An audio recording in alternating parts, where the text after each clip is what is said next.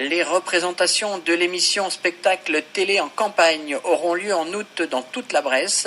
Le concept consiste à enregistrer une émission de télévision dans un village pour présenter la commune avec la participation des habitants. La première de télé en campagne aura lieu le 13 août à Louhans. Son concepteur Denis Lamarre est notre invité. Faits divers, politique, économie, sport, nous posons les questions à celui qui a les réponses, c'est l'invité du mercredi. Denis Lamarre, bonjour, concepteur et acteur de l'émission spectacle télé en campagne, une vraie fausse émission de télévision qui va être enregistrée dans plusieurs communes de Bresse. Alors Denis, est-ce que vous pouvez redéfinir pour les auditeurs de Radio Bresse le concept de cette émission spectacle tout à fait originale télé en campagne? Oui, bonjour Yannick. Alors, télé en campagne, en fait, c'est une équipe de télévision qui débarque sur la place du village.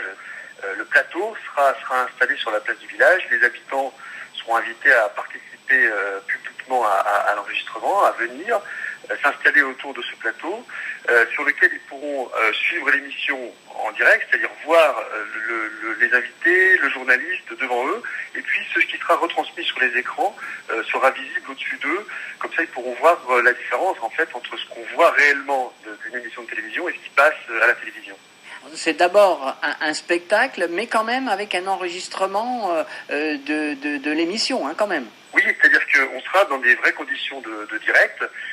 Les spectateurs seront invités à participer, à applaudir.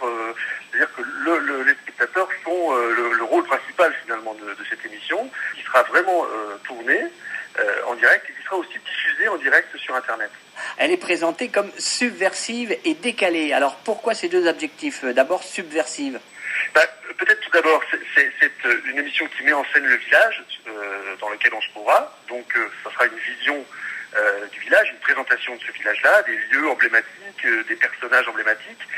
Mais c'est un spectacle également, et donc petit à petit l'émission basculera en fait sur la vision finalement que les comédiens et les artistes ont souhaité donner leur vision à eux du monde audiovisuel et de la télé d'aujourd'hui. Et le village lui-même, il est passé à la moulinette, c'est peut-être ça le côté décalé?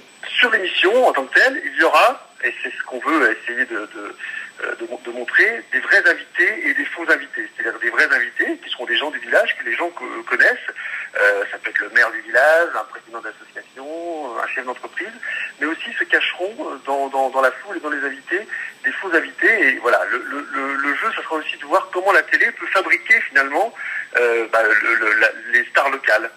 Avec ce regard un peu biaisé que la télévision apporte sur les choses. Et on a essayé d'exploiter tous les revers finalement de la télévision, y compris en allant assez loin, jusque dans la violence de certaines images que l'on nous sert à la télévision. Et on est parti pour cela de la réalité quotidienne des gens, c'est-à-dire de leur village, en leur disant attention, ce qu'on vous montre à la télé peut des fois être déformé. Et là, on peut prendre l'exemple de ce que vous connaissez, votre église, votre mairie, des choses que vous voyez tous les jours, mais même ça, on peut en faire un objet, on peut fabriquer des fausses images.